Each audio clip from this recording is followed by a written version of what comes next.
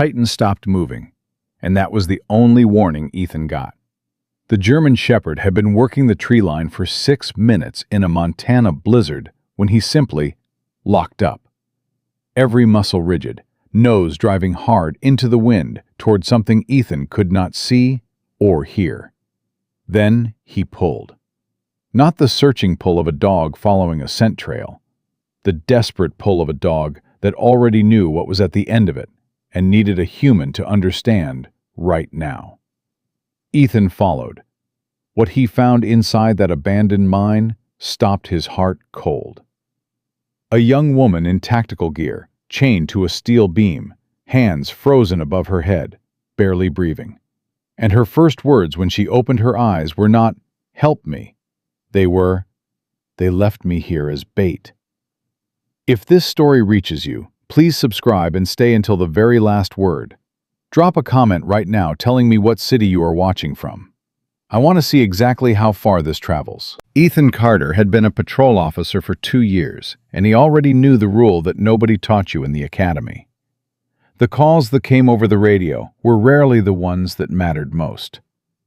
The ones that mattered most were the ones that arrived in silence. A shape in the dark. A sound that didn't fit. A dog that stopped moving when every instinct said, "Keep going." He was 25 years old, dark brown hair, full navy blue uniform under a department-issued jacket that was adequate for patrol in normal conditions and not really built for what Montana decided to do in February. He had grown up 40 miles south of the county line, joined the force straight out of college, and had spent most of his career being told he was too new to trust his gut. He had learned to trust it anyway. Titan was 4 years old, German Shepherd, tan and black coat, 72 pounds of training and something that went deeper than training.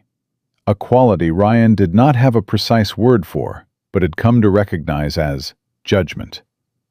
Titan did not react to everything. He selected. He made decisions about what was worth his full attention and what wasn't. And in 2 years of working together, Ethan had never once seen him select wrong. The blizzard had started at 9. By 11, it owned the mountain road completely. Visibility was down to 30 feet. Ethan had been running a slow patrol on the Forest Service corridor that connected the county highway to a series of abandoned mining structures left over from an operation that had shut down in the 90s. Nobody came up here in winter. Nobody was supposed to. Titan had been restless since mile marker 7. Not the pacing restless of a bored dog in a moving vehicle. The focused restless of an animal reading something on the air that required a decision. He kept pressing his nose to the crack at the top of the back window, pulling short, sharp breaths, then turning in a tight circle and doing it again. Ethan slowed the cruiser. "What do you have?" Titan pressed against the cage door and did not take his eyes off the left side of the road. Ethan stopped. He sat with the engine running and looked into the dark where Titan was looking, and saw nothing but snow and the shapes of trees. Then he got out. The cold was immediate and serious. He unclipped Titan's lead and let him out of the back, and the dog went straight, not sniffing the ground, not quartering back and forth, straight toward the tree line at the edge of the road, with his head up and his ears fully forward. "Titan, pace!" The dog did not slow down. Ethan followed. They went 30 yards off the road into the trees, and Ethan lost sight of the cruiser behind him. The snow was deep enough to push through, not deep enough to stop movement. The kind of snow that was going to be much worse in 4 hours. He kept his flashlight on Titan's back and his right hand free. The mine structure appeared out of the dark the way abandoned buildings appeared in blizzards, all at once. The shape of it wrong against the trees, too geometric, too deliberate. Ethan had driven this road 100 times and known the structure was out here, but had never had a reason to approach it on foot in the dark in February. Titan stopped at the entrance. He turned his head back and looked at Ethan with a specific expression that meant he had found the end of the trail and was waiting for the human to catch up to what the dog already knew. "Good boy," Ethan said quietly. "Stay close." He pushed through the entrance. The interior of the old mine processing building was 3 walls and a partial roof, open on the north side, where the structure had partially collapsed inward. The wind came through at angles. Ethan swept his flashlight across the space. The beam found her. He moved to her in 4 steps and dropped to one knee. A young woman, early 20s.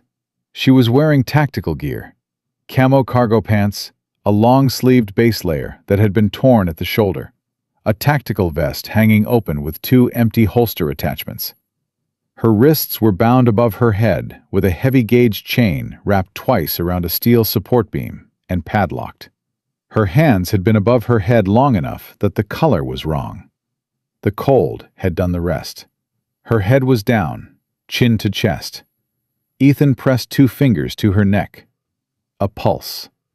Slow and irregular, but there. "Hey," he said loudly. "Hey, can you hear me?" Nothing. Titan moved in beside him and pressed his nose gently against the woman's cheek. Her head moved, just slightly. The involuntary response of a body registering warmth against cold. "Come on," Ethan said. "Open your eyes, right now." Her eyes opened, dark, not focused. Moving across the ceiling the way eyes moved when the brain was trying to locate itself in a body that had been pushed past the point where it wanted to cooperate. "You're safe," Ethan said. "I'm a police officer. My name is Ethan. I'm going to get you out of here." Her eyes found his face. Something happened in them. Not relief exactly. Something faster than relief. An assessment. Quick and professional. The way someone trained to evaluate threats evaluated everything, including the person trying to help them. "Chains," she said. Her voice came out barely above a breath. "I see them. I'm working on it." He was already on the padlock, pulling out his multi-tool, looking for a way through that wasn't going to be there because padlocks did not yield to multi-tools, and he knew it. He needed bolt cutters. They were in the cruiser. "I have to go back to my vehicle," he said. "I'll be 2 minutes. You stay conscious." Her head moved, a minimal nod that cost her something. He ran. Titan stayed. Ethan hit the cruiser, grabbed the bolt cutters from the trunk, and was back inside the mine in 90 seconds.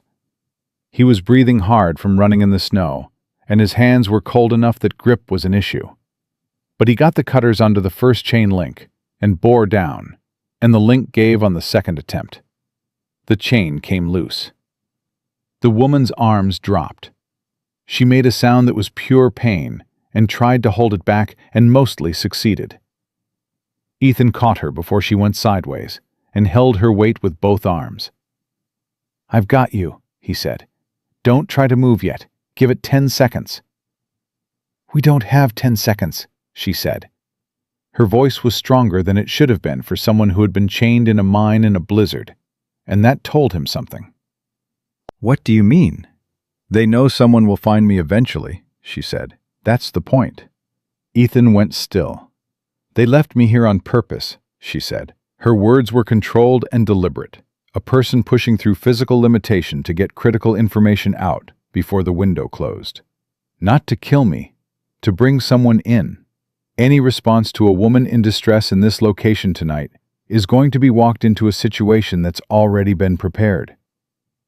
Ethan looked at the entrance, the dark and the snow beyond it, the tree line he had come through. "How long have you been here?"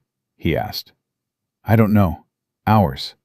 She tried to move her hands and couldn't fully, the blood returning to them with the specific kind of pain that made her jaw tighten hard. "They took my radio, my weapon, my phone." "Who took them?"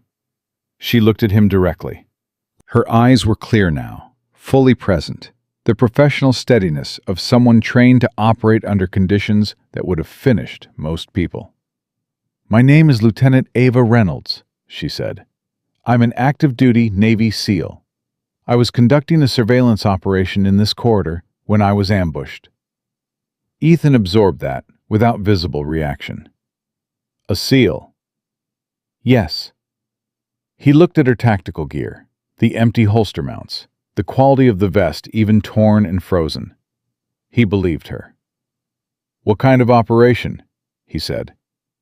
Human trafficking, she said.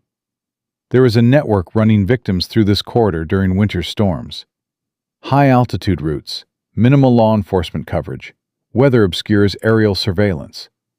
I had been tracking a convoy for 3 days. She stopped and breathed through what her hands were doing as circulation returned. The man running it is named Victor Stahl. He has been operating in this region for 4 years. Titan had moved to the entrance while they were talking. He was standing there with his ears forward, reading the dark outside. Ethan watched him. Is someone out there right now? Probably, Ava said. They'll want to see who responds, see how many, whether it's just patrol or something larger. She met his eyes. If it's just one officer and a dog, they'll let you take me out, let you think you've handled it. And while every unit in the county is focused on finding out who chained a Navy SEAL in a mine, the convoy moves. The full shape of it landed in Ethan's chest, like something dropped from a significant height. Where does the convoy move? He said. Frozen River crossing, 6 miles northeast. There's a warehouse on the far bank. She got her feet under her and pushed against Ethan's support and stood. It cost her. She held it. They move before dawn. If they cross that river, the people on that convoy disappear. Every one of them. How many people? She looked at him steadily. 14 confirmed. Possibly more. Ethan felt the weight of that number. He reached for his radio. Don't call it in yet, Ava said. He stopped, looked at her. Someone inside your local department is feeding information to Stahl, she said. I don't know who. But 3 times during this operation, tactical decisions were leaked within hours of being made inside law enforcement channels.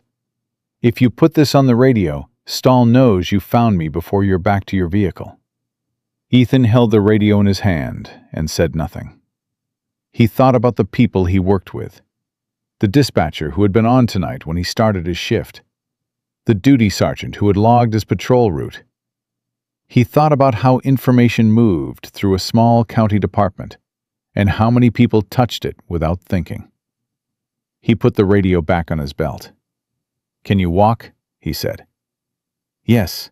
She was already moving toward the entrance, unsteady but moving, one hand against the wall as she found her balance. She stopped beside Titan and looked down at the dog. Titan looked up at her. Something passed between them in that 2 seconds that Ethan watched and could not entirely explain. The dog's body, which had been tensed and alert since they came in, settled slightly. Not relaxed, settled, like a decision had been made. Ava put her hand briefly on Titan's head. Good dog, she said quietly. Thank you for finding me. Then she looked at Ethan with the expression of someone who had already calculated the next 12 hours and needed to know if the person in front of her was capable of the same. How long have you been on the force? She asked. 2 years, he said. She studied him for exactly 3 seconds. That's going to have to be enough, she said. And they went out into the blizzard together. Getting Ava to the cruiser took 7 minutes. She moved under her own power the entire way, which told Ethan more about her training than anything she had said inside the mine. Her hands were still not fully functional, the circulation returning in the specific brutal way it returned to extremities that had been compromised too long. And she moved with the careful, deliberate pace of someone managing pain as a variable rather than a stopping point. She did not ask for help. When she stumbled once in a deep drift, she caught herself before Ethan's hand reached her. Titan walked on her left side the entire way, without being directed to. Ethan got the back door open and the heater running, and turned to look at the tree line one more time before he got in. The dark gave him nothing. No movement, no light, no sound beyond the wind. But Ava had said they were watching, and he believed her, and the absence of visible threat in a situation designed to use your response against you was exactly the condition that required the most caution. He got in and drove. Not toward town. Not yet. "There's a forestry shelter 2 miles east on the access road," he said. "Staffed by a deputy I trust. Her name is Sarah Mitchell. She has been my backup on this corridor for 18 months, and she is not connected to county dispatch on the night channel." Ava was in the back seat with a blanket from the emergency kit and her hands wrapped around the heat vent. "How do you know you can trust her?" "Because she has never once been on shift when information leaked," Ethan said. "I checked that pattern 3 months ago, when I started noticing things about the dispatch logs that didn't add up. Every operational detail that ended up in the wrong place came through the main channel on nights she wasn't working." Ava looked at him in the rearview mirror. "You've been tracking leaks for 3 months." "I didn't know what I was tracking," he said. "I just knew something was wrong." She held his gaze in the mirror for a moment. "Drive." Sarah Mitchell was 31, 7 years on the force, the kind of officer who had been passed over for promotion twice and had responded by becoming better at her job rather than more bitter about the process. She opened the shelter door before Ethan knocked, which meant she had heard the cruiser on the access road and had been watching from the window, which was exactly the kind of alert that made Ethan trust her. She looked at Ava. She looked at the chain marks on her wrists. She looked at Ethan. She did not ask a single unnecessary question. "Get her inside," Sarah said. The shelter was small and warm and had a first aid kit that Sarah had restocked herself because the county's restocking schedule was inadequate, and she had stopped waiting for it. She worked on Ava's wrists and hands with the focused competence of someone who had treated field injuries before and did not need instruction. Ava sat straight through all of it and talked. She talked the way people talked when they had a limited window and a lot of ground to cover, and no patience for anything that was not directly relevant. She had been embedded in the mountain corridor for 11 days under a civilian cover identity, coordinating with a federal task force that was building a prosecution case against Victor Stahl's network. The network moved human trafficking victims through remote, high-altitude routes during major weather events, using the storms as cover for aerial surveillance gaps and reducing the likelihood of incidental witness contact. "How many victims in the current convoy?" Sarah asked, without looking up from Ava's wrist. 14 confirmed from my last surveillance position," Ava said. "Possibly more." The count shifted twice in the 48 hours before my cover was blown. "How was it blown?" Ethan said. "A communication," Ava said. "I sent a location update to my task force contact through a secure channel. 6 hours later, I was ambushed." She paused. "The secure channel routed through a regional relay point that I now believe was being monitored. Not by Stahl directly, by whoever is feeding him information from inside local law enforcement. Because Stahl doesn't have the technical capacity to monitor federal channels," Ethan said.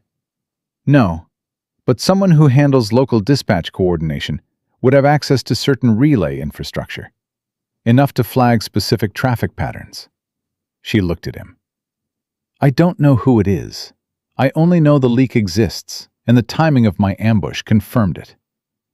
Sarah finished wrapping Ava's wrists and sat back. "There's something else you need to know," she said to Ethan. Her voice had changed slightly. He recognized that change. It was the voice she used when she was about to say something she had been holding. "What?" he said. "The stolen canines," Sarah said. 3 weeks ago, I filed an incident report about 2 military working dogs that went missing from a transfer facility 40 miles north. The report was logged, and nothing happened. I followed up twice. Both times I was told it was under federal review." She looked at Ava. "Is that connected?" Ava's expression shifted. Not surprise. The specific tightening of someone whose worst assumption has just been confirmed. Yes, she said. Stahl's network has a secondary operation running alongside the trafficking. Trained military and law enforcement canines. They're taken during ambushes or facility breaches and moved through the same routes. On the black market, a fully trained military working dog sells for between $30,000 and $80,000, depending on specialization and documented history. The shelter was very quiet for a moment. He's selling dogs, Ethan said. Trained dogs, Ava said. Dogs that took years and federal resources to develop. To buyers overseas primarily. Some to private security contractors who don't want the paper trail of legitimate acquisition.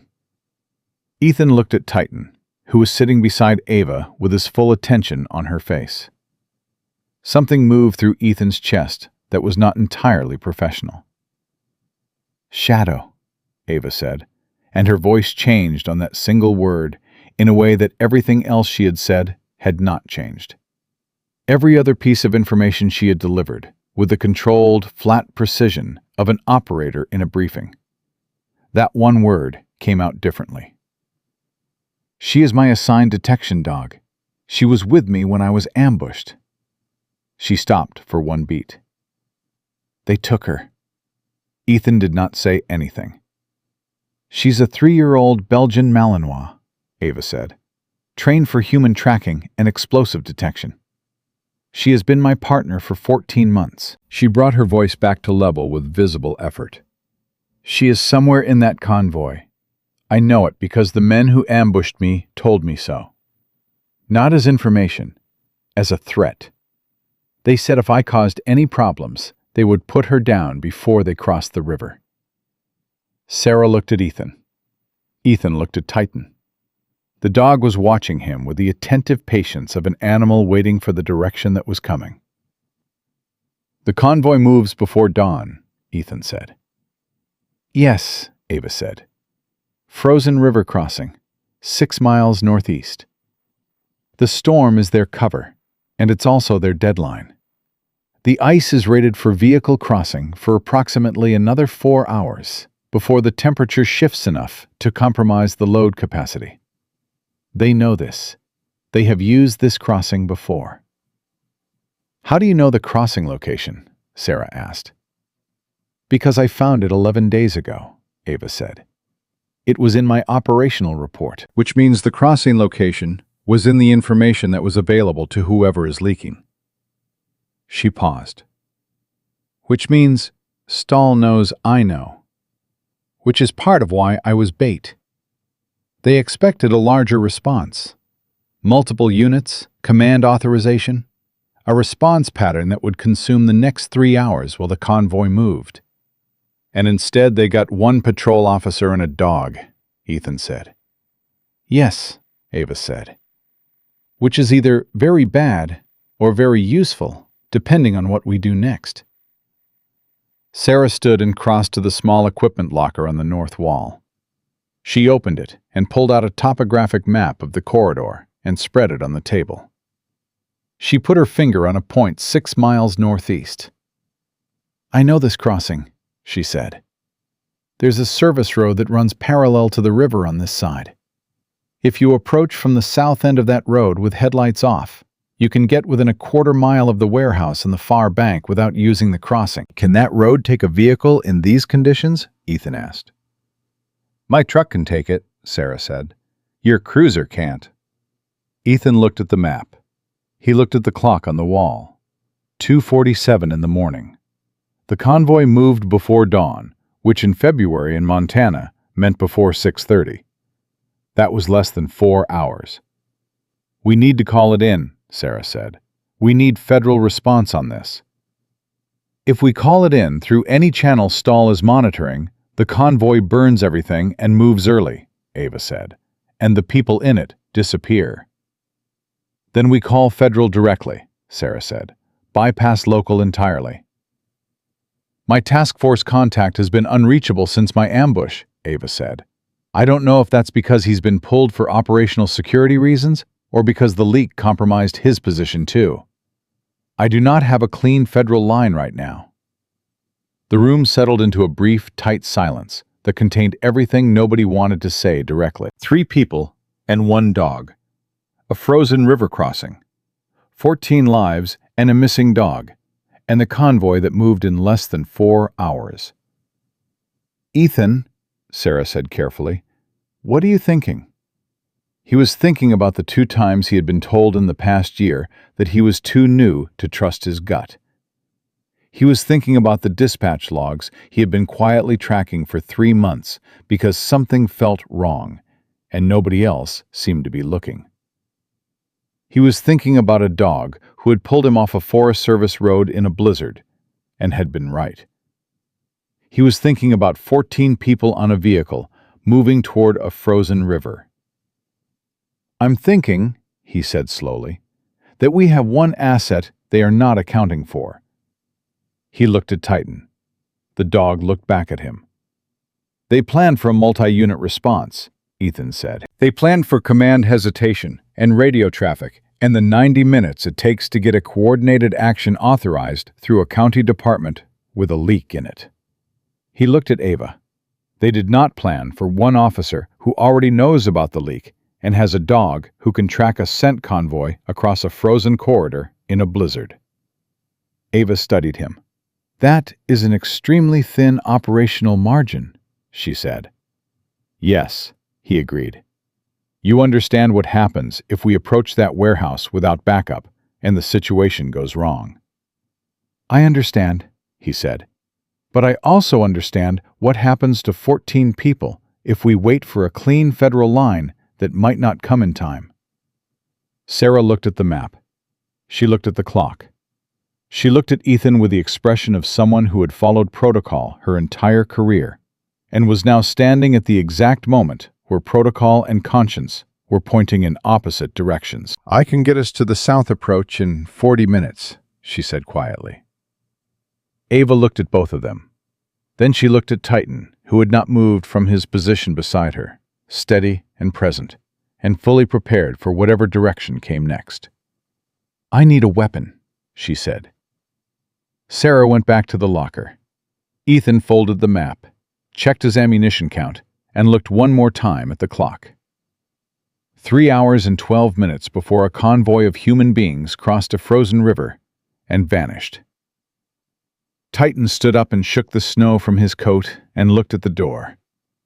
He was ready long before any of them. Sarah killed the headlights at the half-mile mark. The truck rolled forward on momentum and memory, Sarah navigating the service road by the shape of the tree line against the sky.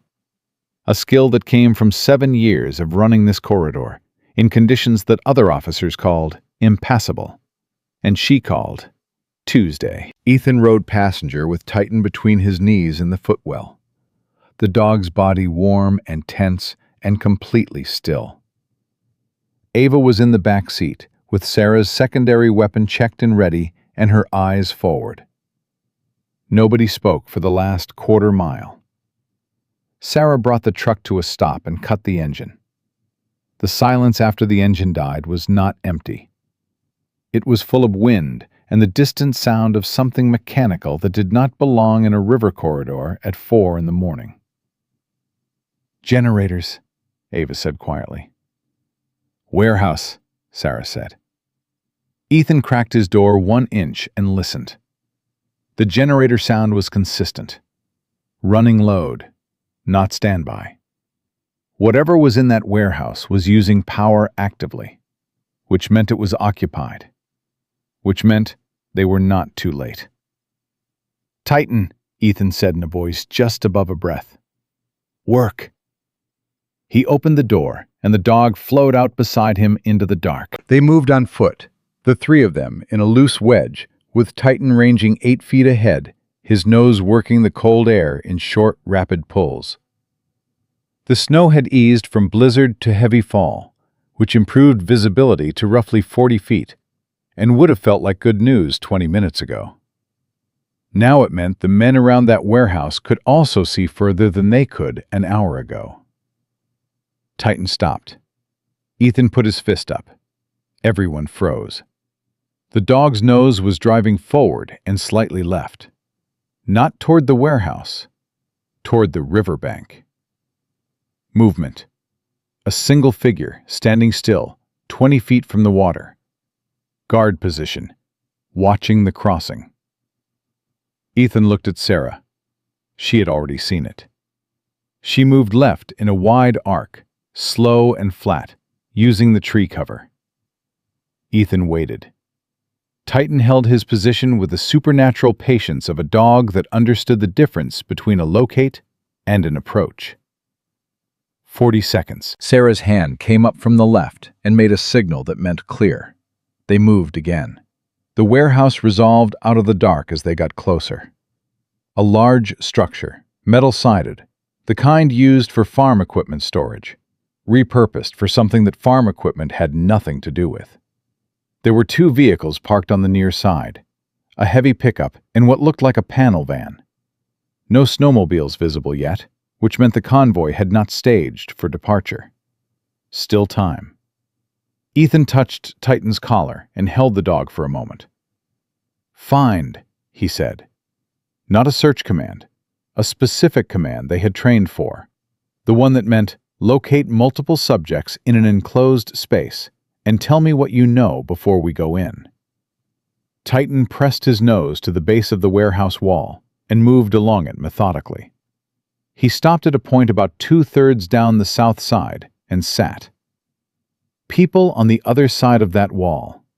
Multiple people. That was the sit. That was what it meant. Ethan looked at Ava. She held up 4 fingers, then tilted her hand. 4 or more. He nodded. He moved to the corner of the building and looked at the main door. Padlocked from outside. Which meant whoever was in charge was not inside. Which meant there were guards somewhere he had not yet identified. 2 more, Sarah breathed beside him. Northeast corner, smoking. Ethan looked. 2 figures, close together, the brief orange point of a cigarette moving between them. 40 feet away, backs partially turned. "How do you want to do this?" Sarah asked.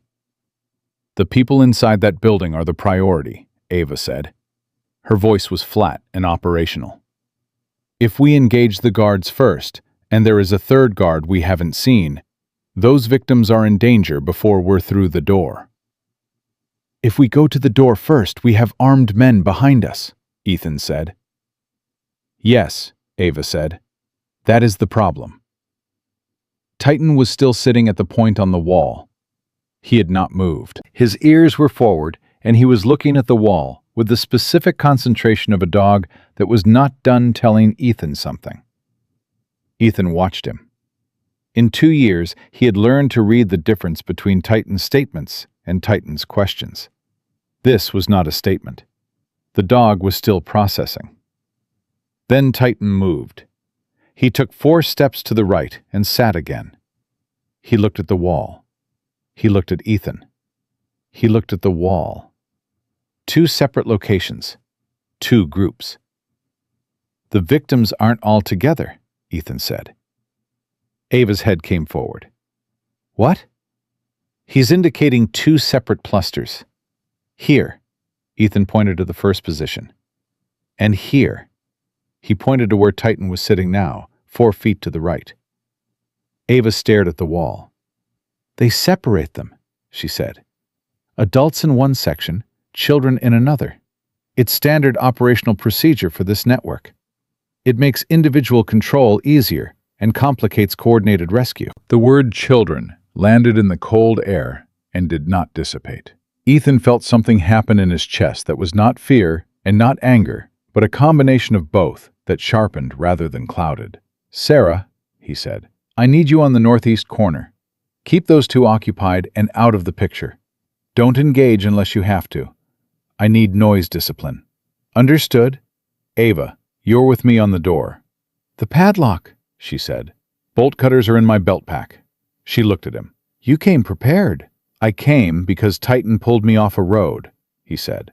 "Everything after that has been improvisation." Sarah moved into the dark toward the northeast corner.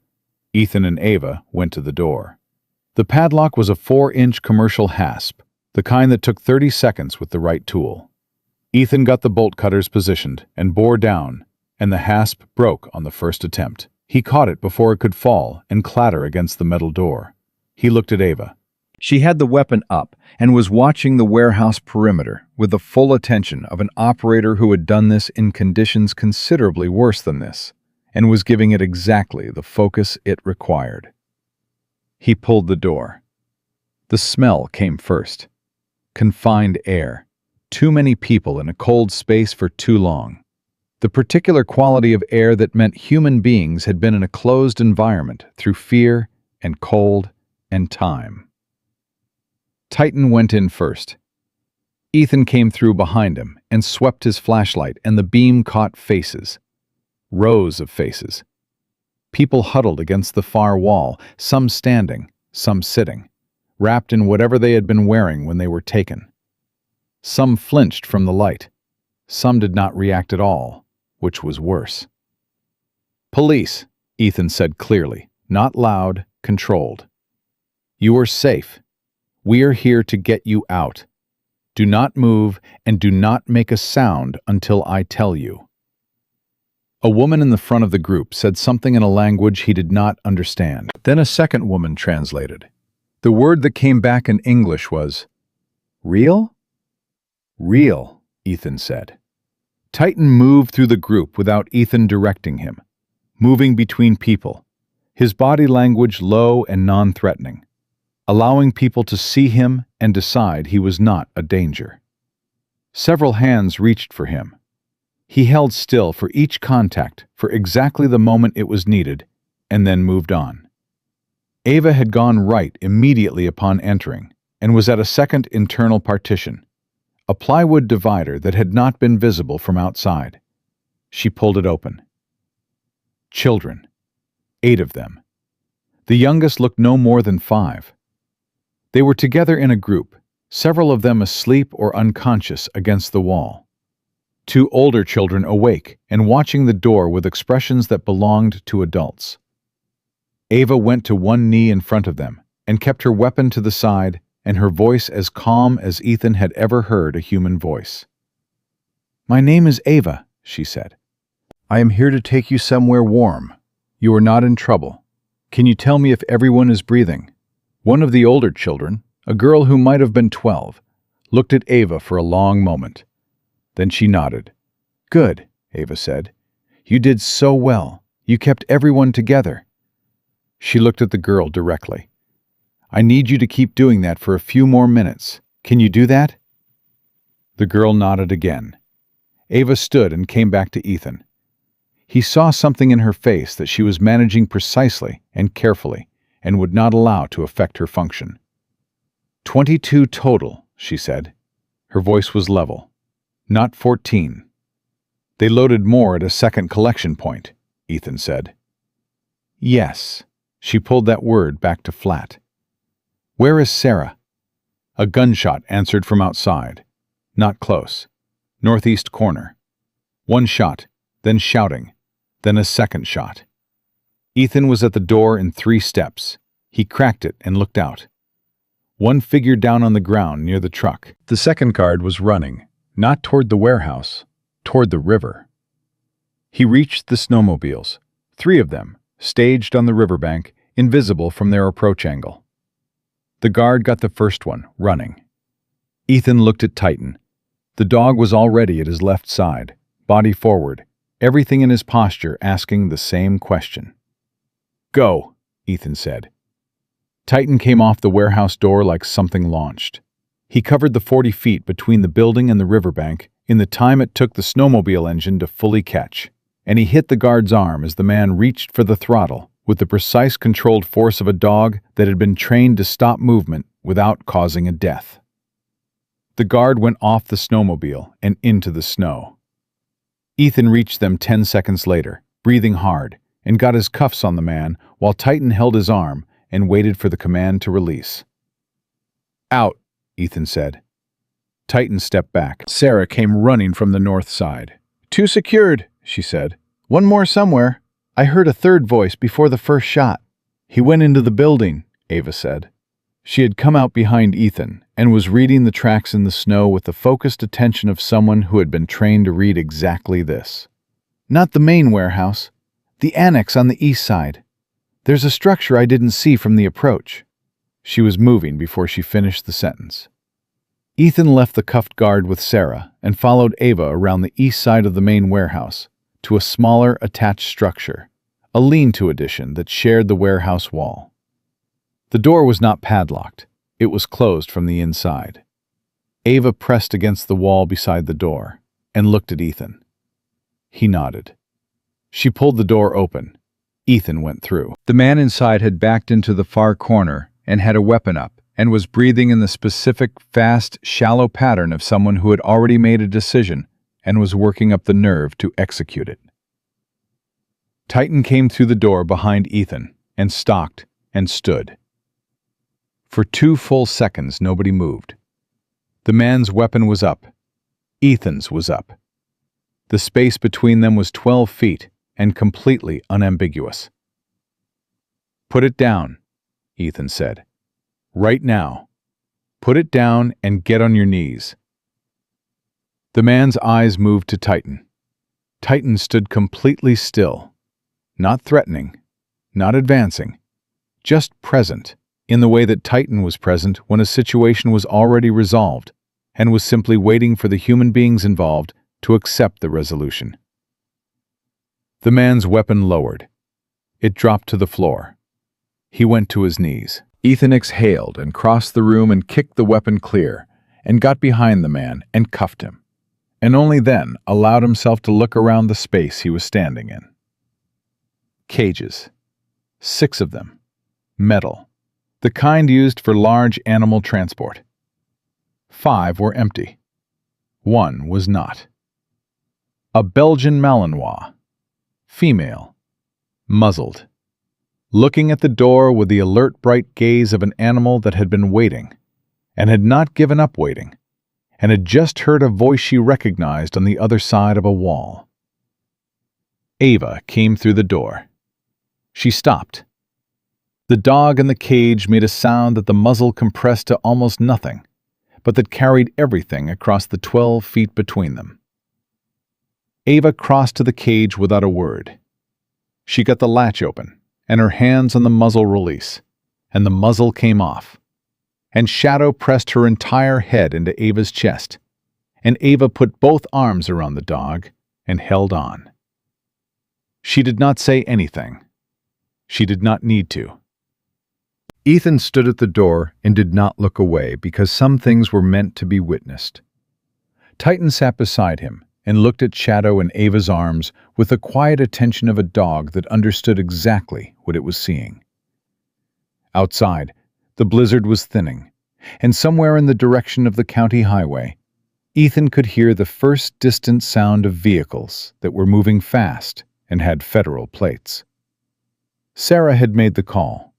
The clean line Ava had been waiting for had been made 11 minutes ago from Sarah's personal cell to a federal emergency coordination number that routed outside the county relay system entirely, in the 60 seconds while Ethan was getting the bolt cutters on the padlock and Ava was watching the perimeter. Sarah had not waited to be told.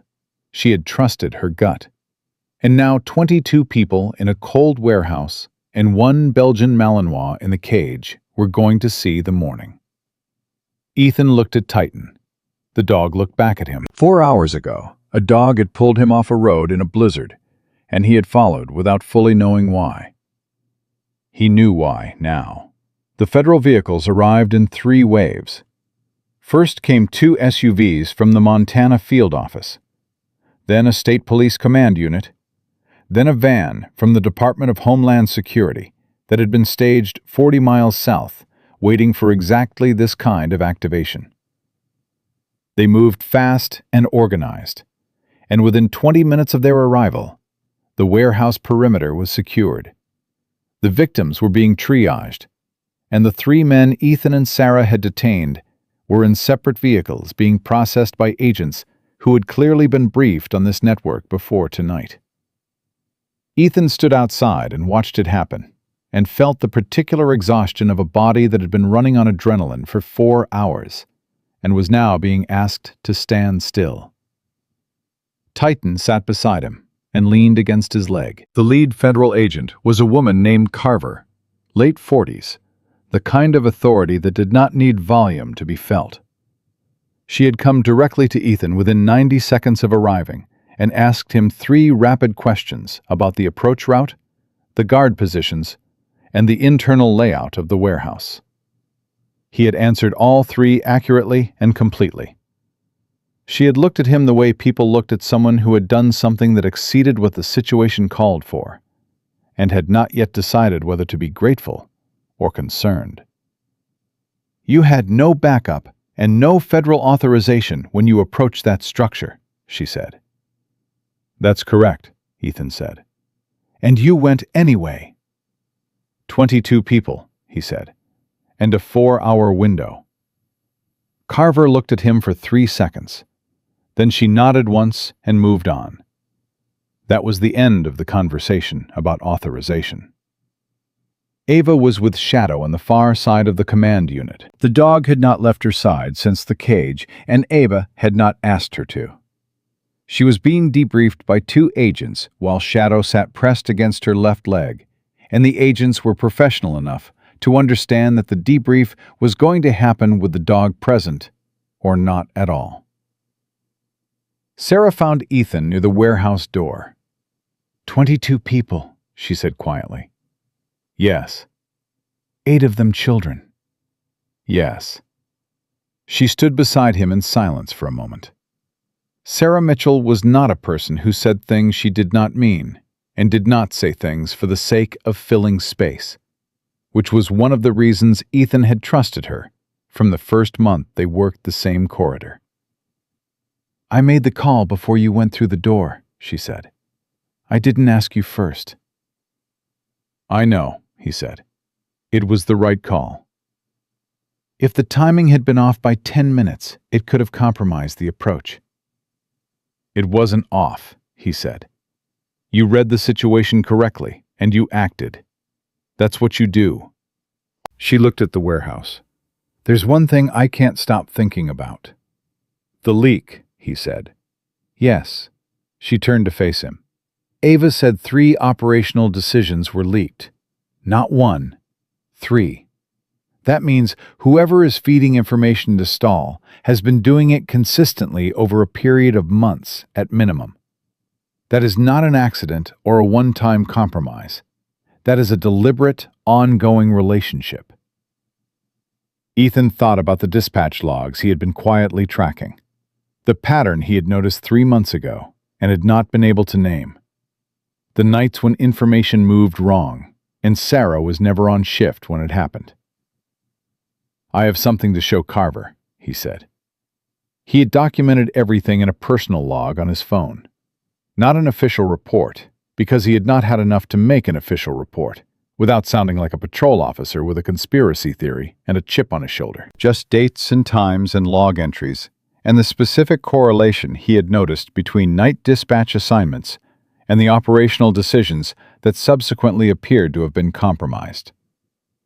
Carver looked at his phone for 4 minutes without speaking. Then she looked at him.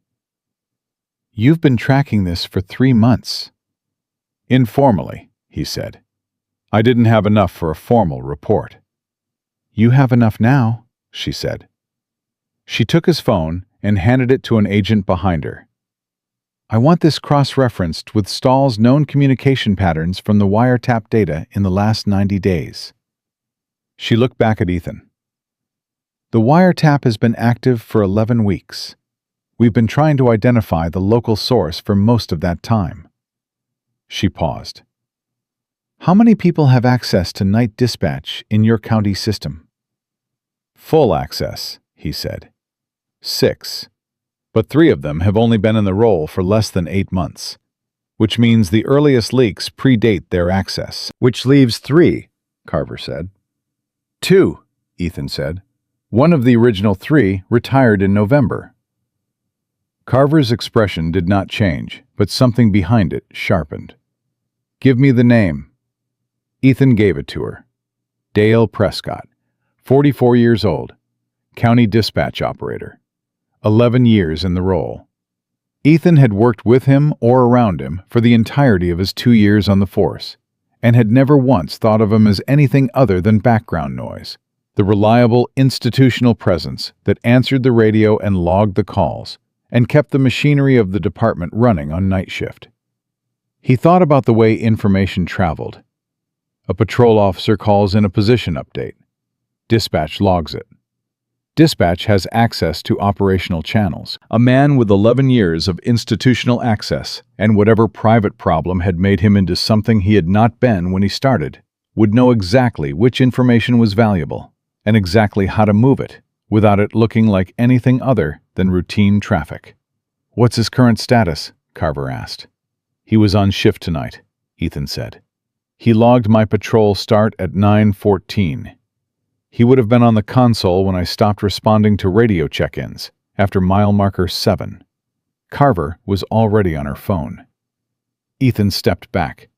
Titan pressed against his leg again, and Ethan put his hand on the dog's back and stood there while the machinery of federal consequence began to move in the direction of a man who had probably told himself for months that what he was doing was not really that serious, that he was only passing information, that no one was really getting hurt. 22 people in a warehouse disagreed. The call came back to Carver in 6 minutes. She listened, said 3 words, ended the call. "He's still at the console," she said. "He called in sick 11 minutes ago and is attempting to leave the building." "He knows," Sarah said. "Someone tipped him." "One of the men we detained made a call before we got the phones," Ethan said. It was the only explanation. In the 12 minutes between the first contact at the warehouse and the arrival of federal units, one of the guards had managed a single outgoing call that nobody had caught in time. "State police are at the dispatch center now," Carver said. "He is not going to make it to his car." The arrest happened 41 minutes later, and 40 miles away in the county dispatch center parking lot. Ethan did not see it. He heard about it from Carver in a flat 2-sentence update that contained the information and nothing extra. Dale Prescott had been taken into custody without incident. He had not said anything during the arrest. He had looked at the officers around him and said nothing at all. Ethan thought about what that silence meant. Not defiance. Not shock. The silence of a man who had known for a long time that this moment was coming and had simply been hoping it would not come tonight. Ava found him an hour later, near the riverbank. The recovery operation for the victims was fully underway, federal medical teams moving efficiently through the warehouse, the command structure that had been built over 11 weeks of investigation, now functioning the way it had been designed to. She walked with Shadow at her left side, the dog's movement easy and confident, the muzzle gone and the cage gone, and nothing left of the last 12 hours except the alertness in her eyes that working dogs carried as a permanent condition. "Prescott," Ava said. "Yes," Ethan said. "How long?" "Based on the wiretap correlation, Carver thinks 8 to 10 months. Ava absorbed that. "My operation ran 11 months, she said, which means he was active almost from the beginning." She paused. "The 3 compromised decisions, the ambush, all of it traces back to one man with access to a county dispatch console." "And a gambling problem," Ethan said. She looked at him. "Carver's team found the financial trail in the first pass through his personal accounts. He was down significantly on sports betting. Stahl's network paid him in installments, small enough amounts to avoid automatic flags, large enough to matter to a man who was running out of options." Ethan paused. He probably told himself he was just selling information, that nobody was going to get hurt. Ava looked at the warehouse where 22 people were currently being wrapped in thermal blankets and given water, and told that it was over. She looked at it for a long time. "A lot of people get hurt by men who tell themselves nobody is going to get hurt," she said. Ethan did not respond, because there was nothing to add to that. Shadow looked up at Ava, and then looked at Titan. And something passed between the two dogs in the brief animal language of mutual assessment that required no translation. Titan's tail moved once. Shadow pressed her shoulder briefly against his, and then moved back to Ava's side. Sarah came over with 2 cups of coffee from the command unit and handed one to Ethan and one to Ava without asking if they wanted it. Because she had been reading people in field conditions long enough to know when the question was unnecessary. "Stahl," Sarah said. "He's not here." "No," Ava said. "He never is. He runs logistics from a distance. Mountain Lodge, 40 miles north. It's in my operational report." She looked at Carver's direction. "Which is now the active federal case file." "They're moving on it tonight?" Ethan asked. "Carver told me an hour ago," Ava said. "She has enough. The evidence from the warehouse, the financial records, the detained men, Prescott's testimony if he cooperates, my 14 months of documentation." She paused. "It's enough." "Will he cooperate?" Sarah asked. "Prescott." Ava looked toward the dispatch center 40 miles away, where a man was sitting in a room thinking about the weight of what he had done and the math of what came next. "He will," she said, "because the alternative is carrying all of it alone, and that is a very heavy thing to carry." Ethan looked at Titan. The dog was watching the warehouse, not with the alertness of an animal anticipating a threat, with the patient attention of one who had finished the job he had been asked to do and was simply confirming that the outcome was what it should be. 22 people were going to see morning, and somewhere 40 miles north, Victor Stahl was going to bed, not knowing that everything he had built was already gone. He just did not know it yet. Victor Stahl was asleep when they came for him. That detail made it into the federal arrest report, and Carver mentioned it to Ethan 3 days later, in a way that was not quite satisfaction, but was the closest thing to it that a federal agent with her level of professional discipline allowed herself in conversation. A man who had moved human beings through mountain corridors like freight for 4 years, who had left a Navy SEAL chained in an abandoned mine as bait, who had kept 22 people in a freezing warehouse while he slept 40 miles away in a heated lodge with a generator and a security system that took federal agents 11 minutes to bypass, had been asleep when the door came in. He had not heard them coming. He never did. The arrest went clean. Stahl did not resist. He sat up in bed and looked at the tactical team in his doorway and said nothing, which Carver said was the response of a man who had known this was possible and had decided long ago how he would carry himself when it arrived. Professional to the last. As if the dignity of the arrest could retroactively dignify what had made it necessary. It could not.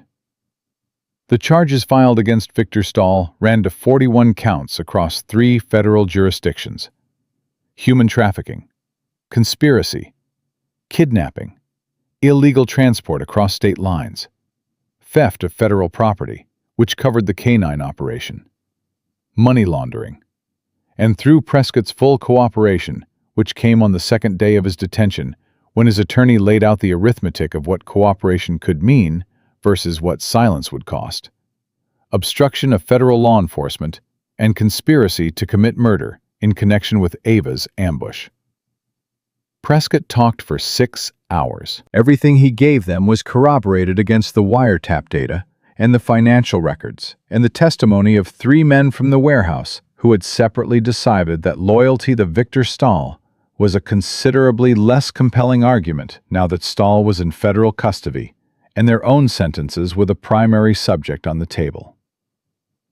The network collapsed in pieces over the following 10 days. 2 additional collection points in Idaho and Wyoming were identified and shut down. 11 people connected to the logistics chain were arrested across 4 states. The black market canine operation was traced to a buyer network operating out of 2 private security contractors with overseas contracts, both of which were referred to separate federal investigations that were still active when Ethan learned about them 6 weeks later through Carver's monthly update. He had not expected monthly updates. Carver had initiated them without being asked, which he took as the closest thing to an official acknowledgement that a 25-year-old patrol officer with 2 years on the force had done something that warranted being kept informed of its consequences. He was grateful for them. The 12-year-old girl from the warehouse, the one who had held the younger children together through 2 days of captivity, and had looked at Ava with the careful assessment of someone deciding whether trust was safe, was identified as Elena. She had been taken with her mother, who was in the adult section of the warehouse, and who had been searching for her daughter since the moment they were separated. Federal Victim Services reunited them within 4 hours of the rescue. Ethan did not witness the reunion. He heard about it from Sarah, who had. Sarah did not describe it in detail. She said only, "You would have wanted to see it." And Ethan understood that to be both true and sufficient. He did not see Ava for 3 weeks after the warehouse. She was in federal debrief for most of that time, then briefly back with her unit for what she described in a text message as the kind of internal after-action review that makes the actual operation feel restful by comparison. The text came on a Tuesday morning and made Ethan laugh out loud in his cruiser, which startled Titan, who had been sleeping in the back. She called on a Thursday evening. "Stahl entered a plea this morning," she said. "His attorneys advised him the trial would be worse." "I heard," Ethan said. "Carver sent the update." "She told me she sends you updates. Every month." A pause. "That's unusual for her." "I gathered." "It means she respects what you did," Ava said. "She doesn't say that directly because she is constitutionally incapable of it. But monthly updates is how it comes out." Ethan was quiet for a moment. Outside his window, the Montana mountains were doing what they did in late March. The snow still present, but the light changing. The specific quality of late winter light that meant something was shifting, even if the temperature had not fully committed yet. "How is Shadow?" he asked. The pause before she answered was brief, but he heard everything in it. "She's good," Ava said. "Better than I expected. She's resilient in a way that I think I needed to see." "You were worried she wouldn't come back from it." "Yes," she said simply. 2 days in a cage, muzzled, not knowing where I was or whether I was coming." She paused. "Dogs like her, working dogs, they are built for partnership. Take that away and it damages something. I've seen it before. Some of them don't recover the same way. But Shadow did." "Shadow," Ava said, and the word carried the same quality it had carried the night Ethan first heard her say it in the mine. That single break in the operational control. "Acted like I had just come back from a long shift. She checked me over, confirmed I was intact, and then went to work like we had never stopped." She paused. "I cried for about 20 minutes. She was professionally unbothered." Ethan smiled. "That tracks." She laughed. A real one. Short and genuine. The kind that came from someone who had not done it for a while, and was slightly surprised by it. "I'm coming to Montana next month," she said. "There's a debrief at the field office, and I requested that it be in person rather than remote." A pause. "I would like to bring Shadow to meet Titan properly. Not in a warehouse in the middle of the night." "He would like that," Ethan said. "I would like that." "Good," she said. Then it settled. She came on a Wednesday in April, when the snow had finally decided to mean it, and the mountain roads were clear, and the sun was doing the thing it did in spring in Montana that made people who had lived through the winter feel like they had earned something. She drove herself. A rental truck, no federal escort, Shadow in the back, with the easy, relaxed posture of a dog who had been in enough vehicles to treat all of them as a familiar, neutral space. She pulled into the small parking lot of the county police station, and Sarah was already outside because Sarah had been watching the road for 10 minutes, which she did not admit, but which was obvious and which nobody mentioned. Ava looked the same and different. The same precise way of moving through a space, reading everything, placing herself with the unconscious efficiency of someone who processed threat assessment as background noise rather than active thought. Different in the way people were different, when something that had been compressing them for a long time had been removed. A quality of breath in her face that had not been there in the mine or the warehouse or the long cold hours of the federal operation. She shook Sarah's hand first. Sarah held it with both of hers for a moment and said, "Those 22 people are home."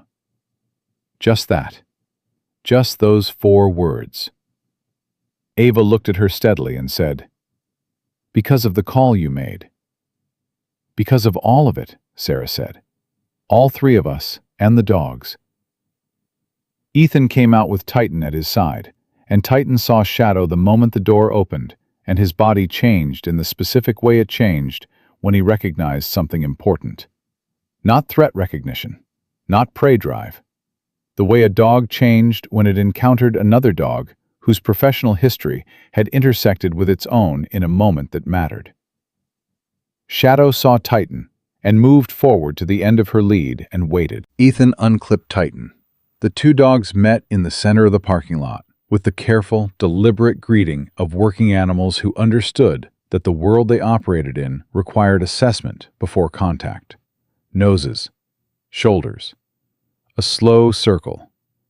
Then Shadow pressed the length of her body against Titan's side for exactly 3 seconds and stepped back. Titan's tail moved steadily.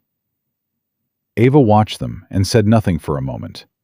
Then she looked at Ethan. "You know what she just told him?" "Something like, 'Thank you?'" he said. "Something like that," she said.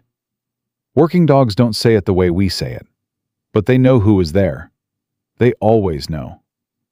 They stood in the parking lot in the April sun and let the dogs settle, and said the things that people said when they had been through something together that most people would never experience, and that bound them in a way that ordinary conversation could not fully access, but could move around the edges of, carefully. Ethan told her about the department's commendation process, which was ongoing and bureaucratic, and moving at the pace of all bureaucratic things, which was fine, because he had not done any of it for a commendation. She told him about the internal review of her operation, which had concluded that her tactical decisions were sound, and that the compromise of her cover had been entirely attributable to the Prescott leak, and not to any failure on her part, which was a formal finding that she said she had needed more than she expected to need it. Sarah brought coffee out from inside, and they drank it standing in the parking lot, because none of them were people who naturally moved important conversations indoors when the weather was this good. At some point, the 12-year-old girl, Elena, was mentioned, and Ava said that she had received a letter, handwritten, in careful English, with a few words in another language that Ava had looked up, and which meant roughly, "The one who stayed." Elena had addressed her that way, not by name. The one who stayed. Ava had kept the letter. Ethan thought about the mine, about Titan pulling him off the road, about the chain and the padlock, and a woman who had opened her eyes and said, "They left me here as bait," before she said anything else. About 22 people who had been moving toward a frozen river crossing, and a disappearance that would have been permanent. About all the decisions that had been made between mile marker 7 and dawn. The small ones and the large ones. The decision to follow a dog off a Forest Service road. The decision not to call it in on the compromised channel. The decision that Ava had looked at him in the mine and made about whether a 2-year patrol officer was enough, and had decided yes, because the alternative was no one.